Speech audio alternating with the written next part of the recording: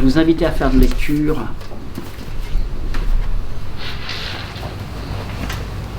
dans 1 Chronique chapitre 15, s'il vous plaît.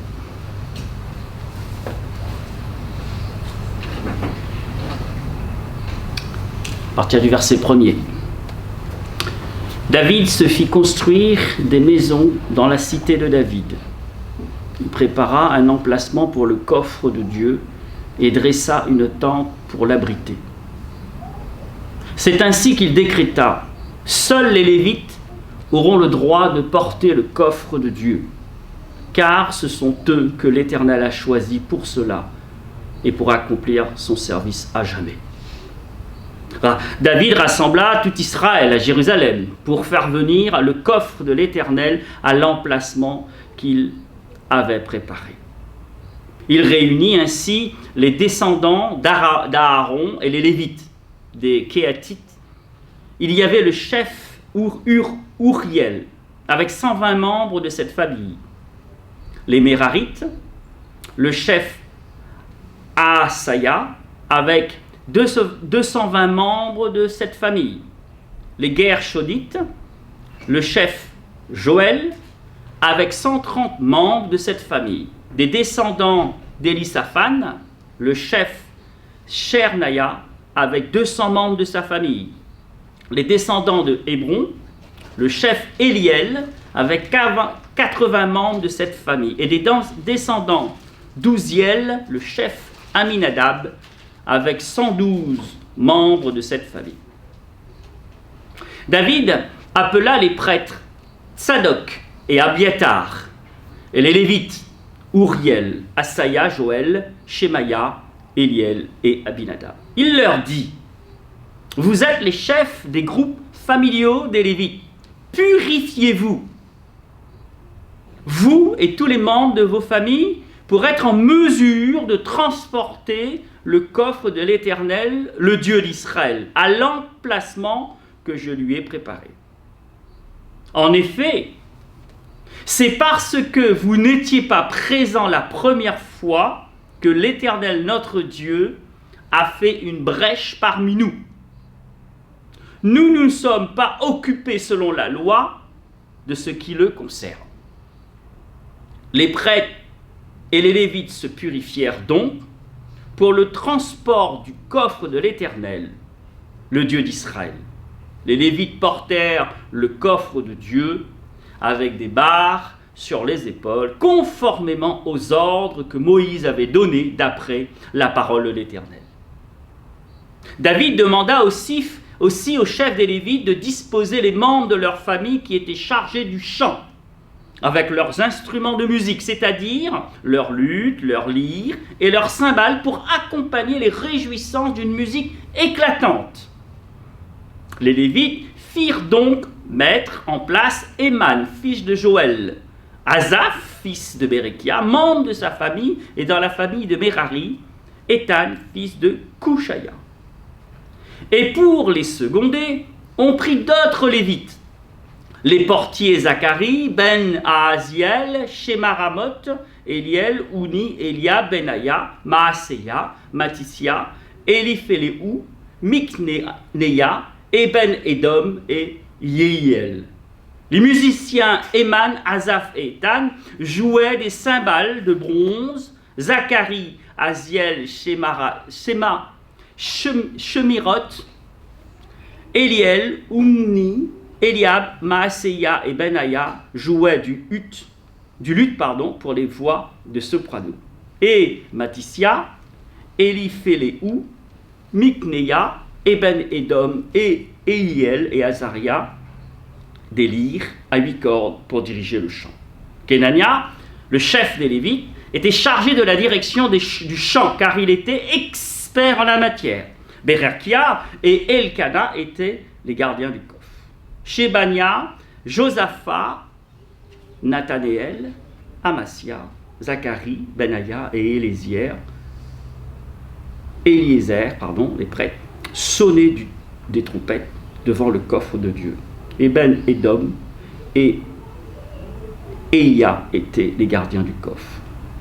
Alors David, les responsables d'Israël et les chefs militaires allèrent faire transporter le coffre de l'alliance de l'Éternel depuis la maison d'Ébène-Édom au milieu de grandes réjouissances. C'est avec l'aide de Dieu que les Lévites portaient le coffre de l'alliance et l'on offrit à l'Éternel en sacrifice 7 taureaux et 7 béliers. David avait endossé un manteau de fin lin blanc comme tous les Lévites qui portaient le coffre sacré, ainsi que les musiciens et Kenania, le chef responsable des musiciens. De plus, il avait endossé un vêtement de lin semblable à celui des prêtres. Ainsi, tout Israël transporta le coffre de l'alliance de l'Éternel en poussant des cris de joie, en faisant résonner les cors, les trompettes et les cymbales, et retenir le luth et les lyres. Retentir, les luths et les lyres. Lorsque le coffre de l'alliance de l'Éternel arriva dans la cité de David, Michal, la fille de Saül, regardait par la fenêtre. Elle vit le roi David qui sautait et dansait. Alors, elle conçut du mépris pour lui dans son cœur. Amen. Seigneur, bénis ta parole. Bénis nos cœurs. Seigneur, nous avons besoin de toi. Et c'est peu dire que nous avons besoin de toi. C'est toi-même qui le dis. Sans moi, vous ne pouvez rien faire. Merci pour ces chants qui nous a rappelé les priorités. Tu as tout accompli à la croix. Ton sang nous purifie de tout péché. Par ta mort et ta résurrection, tu nous réconcilies avec le Père. Et celui qui décide de mettre sa foi en toi, de t'accepter comme son sauveur, n'est plus sous la condamnation. Il n'est plus jugé. Il passe de la mort à la vie. Seigneur, ta présence est précieuse pour chacun d'entre nous. Parce que là où tu es, il y a des choses surnaturelles et extraordinaires qui se passent. Et personne ne peut nous toucher. Personne ne peut nous retirer de ta main parce que tu nous aimes. Tu es le gardien de nos âmes. Alors ce matin, parle à nos cœurs. Renouvelle notre intelligence pour te donner toute la place. Oui, toute la place dans nos vies. Et de faire comme tu nous l'as demandé de faire, afin que ta gloire resplendisse et que ton nom soit glorifié au milieu de nous. C'est dans le très beau nom de Jésus-Christ que je t'ai prié. Amen. J'ai voulu ce matin, ce texte il n'est pas facile à lire, hein. Et je vous ai fait grâce parce que j'aurais pu le lire en hébreu. Mais ce texte, il faudrait lire aussi 2 Samuel 6.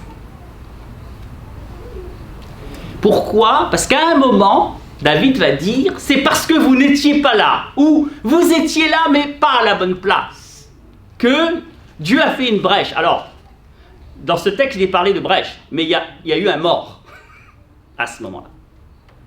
Il y a eu un mort. Donc ce texte, et du coup David a voulu ramener l'arche de l'Alliance. Et qu'est-ce que l'arche de l'Alliance dans l'Ancien Testament ? L'arche de l'Alliance, c'est tout simplement la présence de Dieu. La présence de Dieu au milieu d'Israël. Et Dieu dit, je résiderai là, entre les 2 chérubins. Et l'arche de l'Alliance, avec l'arche de l'Alliance, Dieu parle entre les 2 chérubins à Moïse, dans la tente de la rencontre. Donc, ne pas avoir l'arche de l'Alliance à Jérusalem, c'est un problème. C'est un gros problème, c'est que Dieu n'est plus là. Et on sait pourquoi, parce que le peuple a péché, et c'est les Philistins qui ont réussi à récupérer l'arche. Et il y a un calme à Jérusalem. Et là, David fait, mais il y a un problème, là. L'arche, elle est où, l'arche ? Elle est où, l'arche ? Moi, j'ai mes maisons. Et dans son cœur, il dit, il faut aller le chercher, il faut aller chercher l'arche. Et qu'est-ce qu'il fait ? Bon, je vous laisse lire 2 Samuel 6. Il prend 30 000 personnes avec lui. 30 000. Pas 2, ni 3. 30 000. Il va chercher l'arche. Mais le problème, ce qu'il oublie, d'aller voir ce que dit l'Éternel concernant l'arche, sa présence. 2 personnes, dont Uza. Et à un moment, l'arche allait, et il touche. Uza est foudroyé. Et là, David, dans son cas, il est en colère contre l'Éternel. Il ne comprend pas. Mais j'ai voulu bien faire. 3 mois se passent. Et il revient. Mais là, il ne revient pas avec la même méthode, avec le même protocole. Il va voir ce qui est écrit dans la parole de Dieu. Et il se rend compte qu'il a fait une grosse bêtise. Et il rectifie. D'où 1 Chronique chapitre 15. Et là, effectivement, l'arche revient. Alors, on va dire, l'arche, la présence de Dieu revient à Jérusalem. Et il y a de grandes joies. Voilà l'histoire. Alors, frères et sœurs et amis, il existe une erreur très répandue dans la vie spirituelle. Croire que le simple fait de vouloir faire le bien suffit à plaire à Dieu. Nous pensons parfois que la sincérité, l'élan de cœur, la générosité de l'intention, la chaleur de la ferveur sont déjà en elles-mêmes une garantie de l'approbation de Dieu. Mais très vite, l'Écriture nous corrige avec gravité. Elle nous montre qu'on peut vouloir honorer Dieu et néanmoins s'y prendre mal. On peut avoir du zèle et manquer d'obéissance. On peut avoir de la ferveur et s'éloigner de la volonté divine. C'est exactement ce que nous apprend l'histoire de l'arche dans 2 Samuel chapitre 6 et dans 1 Chronique chapitre 15. Dans ces 2 passages, il est question du retour de l'arche de l'Alliance, de la présence de Dieu au milieu du peuple de Dieu. L'arche n'est pas un simple objet, frères et sœurs, n'est pas un simple objet religieux. L'arche représente la présence de Dieu saint au milieu d'Israël. Elle signifie à la fois que Dieu demeure avec son peuple et qu'il ne peut être traité comme un Dieu ordinaire aussi. Elle demande donc non seulement de l'enthousiasme, mais un profond respect de la parole de Dieu qui nous enseigne comment faire sa volonté et lui être agréable. Alors le message central de ce matin, il est clair. La bonne volonté ne suffit pas. Il faut obéir à la parole de Dieu.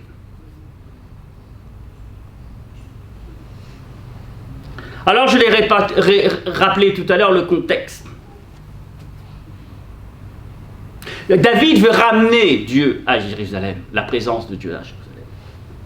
On peut analyser, en soi c'est juste et honorable. Il n'y a rien de mauvais dans cette intention, frères et sœurs. Au contraire, on peut même y voir un beau mouvement de cœur de David. Dieu, et quand on lit le texte, David ne cherche pas son propre intérêt. Il ne cherche pas d'abord son prestige en tant que roi. Il ne cherche pas à consolider son pouvoir, c'est écrit nulle part. Il veut replacer Dieu au centre de Jérusalem. Il veut que la vie nationale du peuple d'Israël, la vie liturgique, la vie du peuple tout entier soit réordonnée autour de la présence divine. C'est une bonne chose, n'est-ce pas? C'est excellent. Voilà une grande et une noble intention. Mais voilà, il y a un drame. Une intention juste peut être mise en œuvre d'une manière injuste. Une volonté droite peut être exprimée d'une manière contraire à l'ordre et au commandement de Dieu. Et c'est précisément ce qui se produit dans la première tentative racontée dans 2 Samuel chapitre 6. L'arche est transportée, mais elle ne l'est pas selon les prescriptions divines. Uza intervient parce qu'il ne veut pas que l'arche... Il y a du respect dans tout ça, vous êtes d'accord avec moi? Uza intervient parce qu'il ne veut pas que l'arche tombe. Il touche l'arche. Et le jugement tombe. Il meurt. David est troublé. Et il comprend alors qu'on ne peut pas jouer avec la sainteté de Dieu. Ce moment est décisif parce qu'il révèle une vérité qu'on a tendance souvent à oublier. Dieu n'est pas seulement à aimer, il est à respecter. Et il y a plusieurs expressions. Respecter la sainteté de ton nom. Respecter la sainteté de ton nom dans mon cœur et dans tout ce que je fais. Il n'est pas seulement à désirer, il est à écouter. Il n'est pas seulement à servir, il est à servir selon sa parole. Alors parlons un petit peu de l'échec de la première tentative. L'échec de la première tentative ne vient pas d'un manque d'enthousiasme. Parfois on manque d'enthousiasme. De zèle, punch. Mais là, ils étaient déterminés. L'échec repose sur un manque de conformité à la parole de Dieu. C'est là que la leçon devient sérieuse. L'homme religieux peut être très actif. Alors je dis l'homme, la femme aussi, hein. Nous pouvons être très actifs, très sincères, très engagés, et pourtant ne pas faire la volonté de Dieu. Il peut faire beaucoup de choses pour Dieu, mais sans le faire selon Dieu. Et nous pouvons voir autour tous ces mouvements religieux. On crée une ambiance. Mais qu'en est-il de la doctrine? Et ce matin, on le rappelait encore, la parole. La parole de Dieu.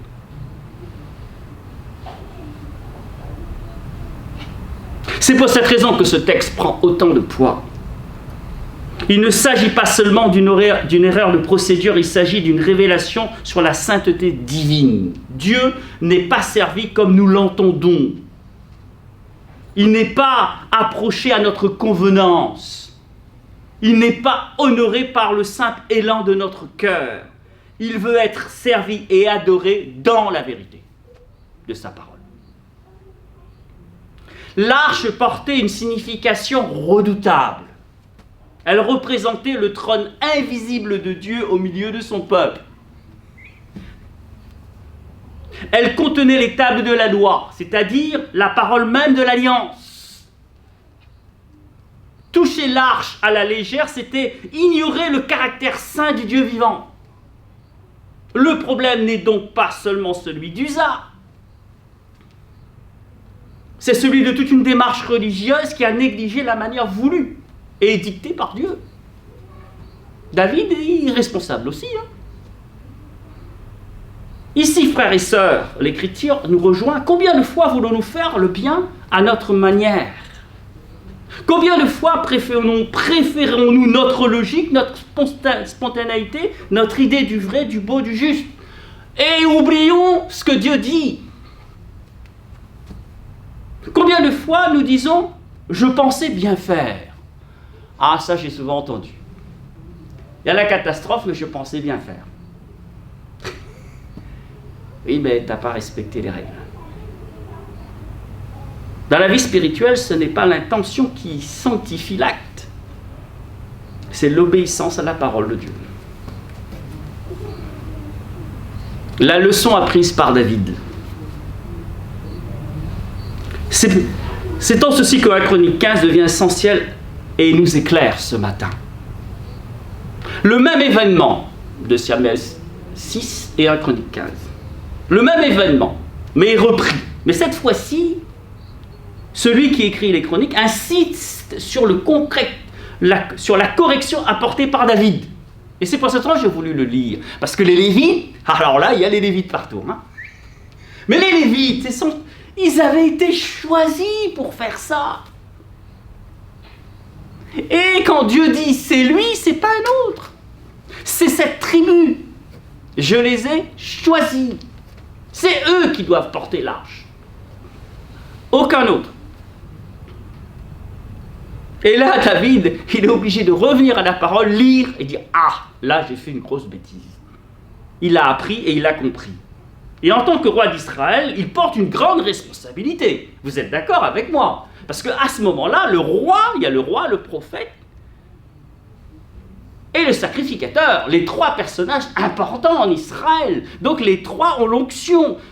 Donc du coup, il y a une lourde responsabilité. Et il a causé la mort de quelqu'un à cause de sa précipitation. Alors la question que j'ai écrite, avait-il oublié qu'il fallait se conformer au protocole donné par Dieu lui-même concernant l'arche? Cette omission a causé la mort d'une personne.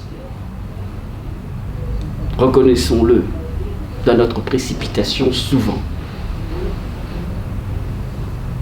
on néglige. Les hommes, les femmes sages et honnêtes peuvent pécher par omission. Mais ils feront toujours leur possible pour corriger leurs erreurs dès qu'ils s'en rendront compte.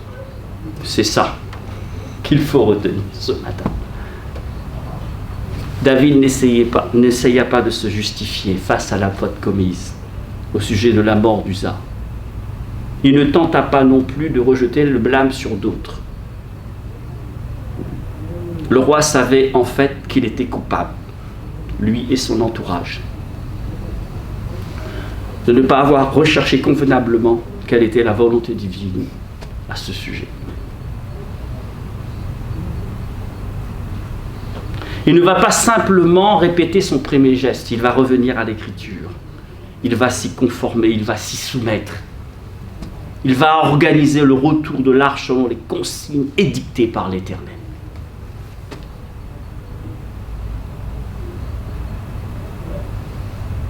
Il va tout préparer.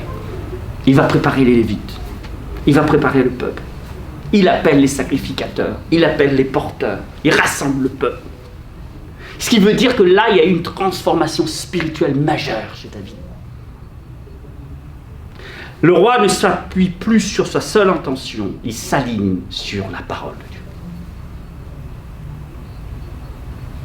Et l'arche doit être portée par les Lévites selon l'ordre donné par Moïse, selon la parole de Dieu. Voilà le cœur de ce texte. Et la seconde tentative va réussir. Ce sera un succès. Pourquoi? Parce que conforme à l'ordre divin. Conforme à la parole de Dieu. La joie est de retour, et cette joie est désormais ordonnée par l'obéissance. Avec, bien sûr, vous lirez la suite, les chants qui vont chanter 24 heures sur 24. Amen. C'est David qui va dire... Frères et sœurs, il y a ici une grande leçon pour toute notre vie chrétienne. La maturité spirituelle n'est pas l'augmentation du zèle sans discernement. La maturité, c'est la volonté de se laisser instruire par Dieu. Et là, il y a un piège qui nous guette. On peut se laisser bercer par la douce pensée qu'on a 35 ans, 40 ans, 50 ans d'expérience et qu'on sait.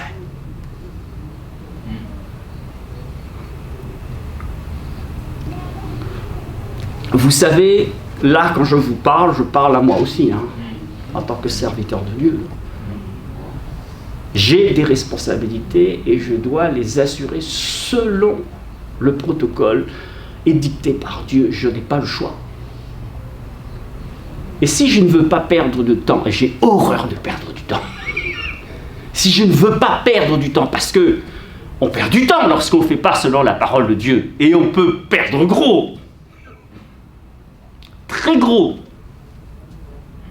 Sachez un truc, ça c'est clair, net et précis, vous allez devoir rebrousser chemin et revenir comme au Monopoly à la case départ. Alors, vaut mieux, dès le départ, dire Seigneur, comment je dois procéder?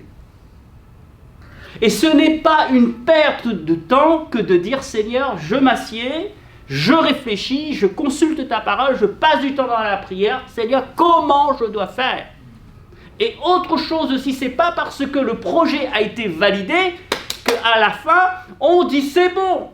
Non, non, non. C'est pendant tout le projet qu'on va demander à Dieu comment faire.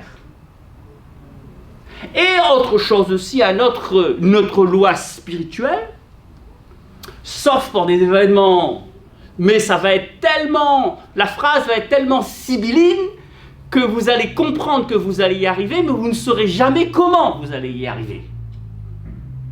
Quand Dieu dit à Moïse, tu vas délivrer mon peuple, ça, Dieu ne lui a pas dit, il va voir ceci, il va voir cela, 40 ans, il va tourner 40 ans, tout le monde va mourir, et qu'il n'y aura, il va même pas rentrer. Dieu ne va pas lui dire. Dieu ne nous dira pas, tiens Jean-François, assieds-toi, voilà, ça va se passer comme ça, t'inquiète pas, tous les jalons, non. Il ne fait jamais ça. Pourquoi? Parce que le juste vivra par la foi. Et que nous sommes invités tous les jours. Nous avons besoin de cette manne qui nourrit, qui relève, qui fortifie, tous les jours. Et Dieu veut un rendez-vous personnel avec lui tous les jours. Si nous n'avons pas compris ça, eh ben, on risque de passer à côté de beaucoup de bénédictions. Dieu veut une relation quotidienne. Et tout au long du projet, Seigneur, qu'est-ce que je dois faire? Là, j'y vais ou j'y vais pas? La logique voudrait... Non, la logique, mets-le de côté.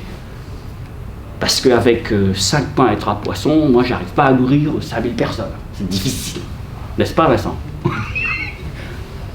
C'est compliqué. Donnez-leur vous-même à manger. Frères et sœurs, nous avons tout à gagner. Tout à gagner. À lui faire confiance dès le début. Et croyez-moi, ce n'est pas du temps perdu. Parce que tout projet est porteur de risques. Alors, pourquoi cette insistance sur la parole de Dieu? Pourquoi Dieu est-il si exigeant? Pourquoi l'Écriture prend-elle tant de soin à montrer les modalités du transport de l'arche? Pourquoi? Parce que Dieu est saint, 3 fois saint. Et on ne peut pas faire n'importe quoi. La sainteté de Dieu ne signifie pas seulement qu'il est moralement pur, elle signifie qu'il est absolument autre, totalement distinct, infiniment élevé et qui ne peut être réduit à notre mesure. Bref, on ne sait pas. Si ce n'est pas lui qui nous dit comment faire, on ne sait pas faire. C'est le résumé de la phrase. Dieu n'est pas un objet de manipulation religieuse. Il n'est pas le prolongement de nos émotions. Il n'est pas la projection de nos désirs. Il est le Dieu vivant, le Dieu 3 fois saint, le Dieu dont la présence est à la fois grâce et un feu dévorant. C'est pourquoi la parole de Dieu n'est jamais accessoire. C'est pas secondaire. Elle ne vient pas s'ajouter après coup à notre décision. Ce serait du mélange et du syncrétisme spirituel. Frères et sœurs, la parole de Dieu doit précéder toutes nos actions. Car elle est la juge. Elle corrige, elle structure tout. Le drame spirituel de beaucoup de croyants, de beaucoup de communautés et de beaucoup d'églises même, c'est de confondre la sincérité avec la fidélité. On peut être sincère et se tromper, on peut être passionné et mal orienté, on peut dire j'aime Dieu et ne pas l'écouter. Or, Dieu demande une adoration qui lui obéit. Ce qu'il veut, ce n'est pas seulement un cœur enflammé, zélé pour lui, mais un cœur soumis et obéissant.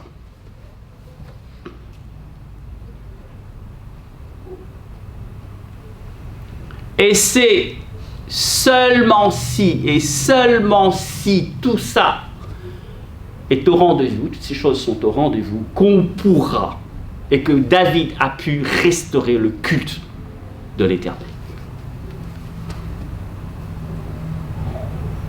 Alors David va montrer la voie. Il va purifier, il va demander aux Lévites, purifiez-vous, et même, vous vous rendez compte, il va purifier votre famille. Peut-on rentrer dans la présence de Dieu n'importe comment? Il recommence autrement. Il remet la purification. Nous sommes dans l'ancienne alliance. L'arche est finalement et enfin portée correctement. Et le texte, vous l'avez peut-être remarqué, insiste sur la joie. Il y a des chants, des instruments, des louanges, des célébrations. Amen. Ce n'est pas une obéissance froide. Ce n'est pas une soumission triste. Au contraire, le texte montre qu'une obéissance juste conduit à une joie vraie. C'est très important. Je vais vous faire une confidence.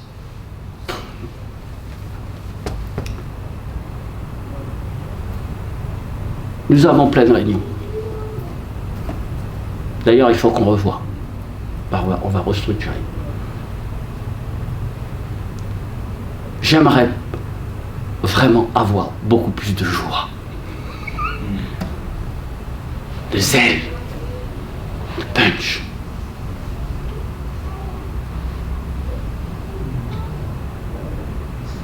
Le mot consacré, c'est de niaque, c'est ça.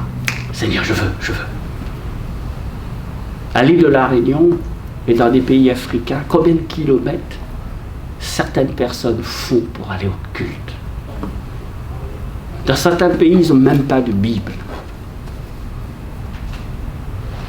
Nous avons tout. Bon, d'accord.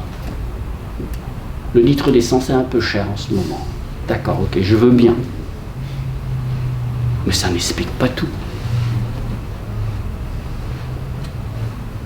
Seigneur, on veut restaurer. On veut que tu reviennes à la première place. Et vous avez bien vu, c'est parce que David a décidé de revenir à la parole que la joie est là. Et frères et sœurs, le service pour Dieu est un service joyeux. Vous n'êtes pas d'accord avec moi? Moi, j'ai du plaisir à le faire. J'ai du bonheur parce que si vous saviez de quelle fosse il m'a sorti, mais je ne peux que me réjouir comme souvent je passe du temps, je dis Seigneur, waouh, tu m'as sorti de là. Mais mon cœur est rempli de joie. Alors, est-ce que c'est facile? Non, c'est compliqué.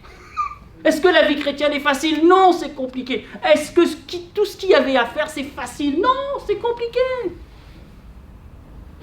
Mais on sert le Dieu qui a créé le ciel et la terre. Et je suis désolé, il y a aussi la joie du salut. À un moment, David, il a fait une grosse bêtise, non? Mais il a demandé pardon, il s'est repenti. Et il dit à Dieu, ne me retire pas la joie du salut. Donc, il y a la joie d'être sauvé. Non? Si? Je me trompe? C'est la joie d'être sauvé, de savoir, frères et sœurs, le Seigneur prend soin de nous dans les moindres détails. Quel bonheur! Quel bonheur!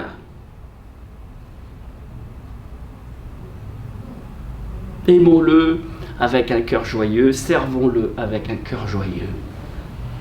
Et ce matin, pendant la Sainte Seine, il a été lu qu'il se retrouvait tous les jours. Moi, je pense qu'avec joie, parce que vous n'allez pas vous retrouver avec des gens que vous n'aimez pas tous les jours, quand même.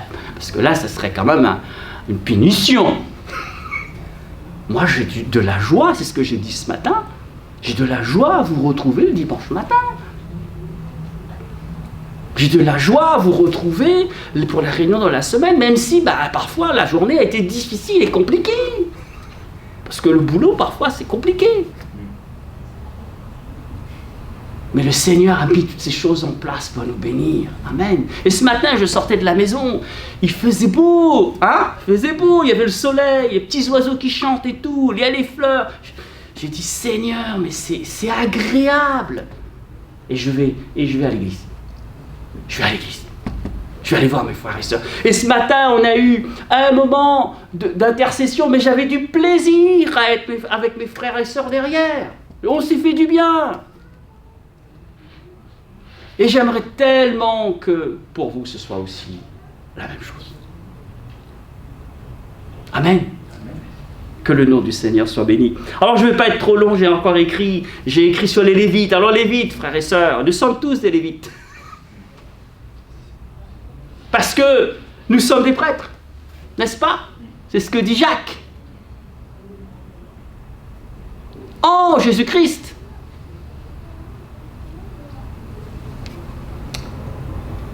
J'arrive à ma conclusion. Il nous faut aller plus loin. Frères et sœurs, je crois que jeudi, on a parlé de la consécration. Il nous faut aller plus loin. Là, franchement, il nous faut aller plus loin. Il faut que vous alliez plus loin. Pour ceux qui connaissent déjà le Seigneur Jésus, on va aller plus loin. Et ceux qui n'ont pas encore accepté le Seigneur Jésus, il faut aller plus loin maintenant. Il faut prendre la décision.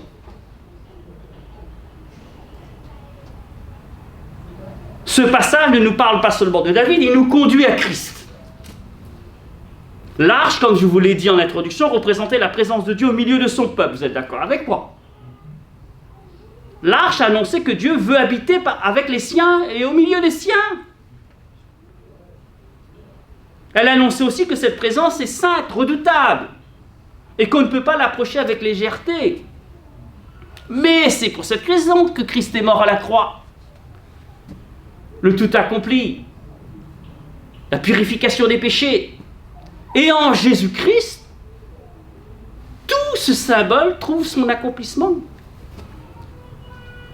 Jésus-Christ est le vrai Emmanuel, Dieu avec nous. Matthieu. Emmanuel, Dieu avec nous, habité au milieu de nous. En lui, Dieu vient réellement habiter au milieu de l'humanité. Et frères et sœurs, nous sommes le temple du Saint-Esprit, et je suis le temple du Saint-Esprit. Le Seigneur, c'est l'Esprit, et là où l'Esprit de Dieu, là est la liberté. Qu'est-ce qu'il a fait? Le Seigneur le savait, il est venu tabernacler en nous. Que faisons-nous pour l'accueillir? Et il est écrit dans le Nouveau Testament, n'attristez pas l'Esprit Saint, donc n'attristerez pas Dieu. Dieu veut vraiment habiter au milieu de nous. En lui, par lui, en Jésus, nous avons accès au trône de la grâce.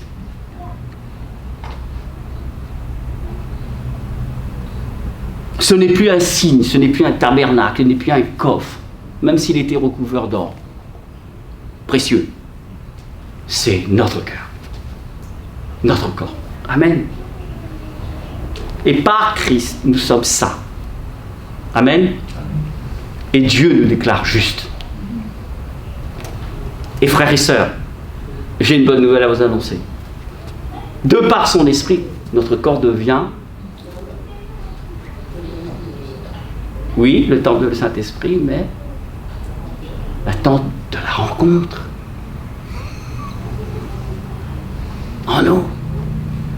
Dieu veut nous rencontrer tous les jours, 24 heures sur 24. Et qui est celui qui a démontré l'obéissance parfaite, le Fils. Et vous pensez vraiment que le Fils, il a dit, allez, papa, je vais faire comme ça. Non, il a respecté les Écritures. Et qu'est-ce qu'il est écrit? Ça m'a toujours impressionné, pour que les Écritures soient accomplies. Et quand il envoie quelqu'un, il dit pour que l'Écriture soit, et que ça leur serve de témoignage. Il est l'obéissance parfaite. Là où David a dû apprendre à se soumettre, Jésus a toujours fait la volonté du Père. Là où nous résistons à la parole de Dieu, Jésus l'a accompli sans réserve. Là où nous cherchons souvent notre propre chemin, Jésus a suivi la voie du Père jusqu'au bout, jusqu'à la croix. C'est pourquoi le véritable centre de cette réflexion ce matin n'est pas seulement une exhortation morale. Ce n'est pas seulement faites mieux. C'est aussi et surtout regardez à Christ, lui l'exemple. Car c'est lui qui nous sauve de notre désobéissance par la croix et le don de l'Esprit. C'est lui qui pardonne nos cultes mal ordonnés. Combien d'erreurs nous accomplissons, vous savez, vous? Moi, je ne sais pas. Mais dans sa miséricorde, il nous fait grâce. Seigneur, merci. C'est lui qui réoriente notre vie lorsque nous prenons de mauvaises décisions. Il utilise même un âne pour parler à Baal. C'est lui qui nous apprend à servir Dieu dans la vérité. Amen. Donc, frères et sœurs, pour finir, la bonne volonté ne suffit pas. Le zèle ne suffit pas. Dieu ne nous demande pas seulement d'avoir le désir de le servir, il nous demande de l'écouter, de le respecter, de lui obéir. David a dû apprendre cette leçon. Israël a dû l'apprendre, et nous devons encore l'apprendre aujourd'hui.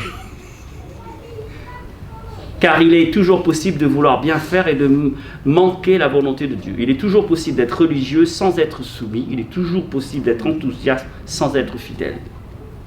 Cette exhortation devient de plus en plus cruciale au fur et à mesure que le temps passe. Cela tient à plusieurs facteurs, frères et sœurs. Nous faisons face tous au péché de paresse et de manque de discipline, au péché de la chair et à l'orgueil de la vie. Mais il existe encore d'autres pressions qui s'exercent sur nous. Il ne faut pas les négliger. L'allure frénétique de la vie fait que beaucoup de chrétiens pourraient sacrifier l'important sur l'autel de l'urgent. Sacrifier la sainteté de Dieu sur l'autel de l'urgent.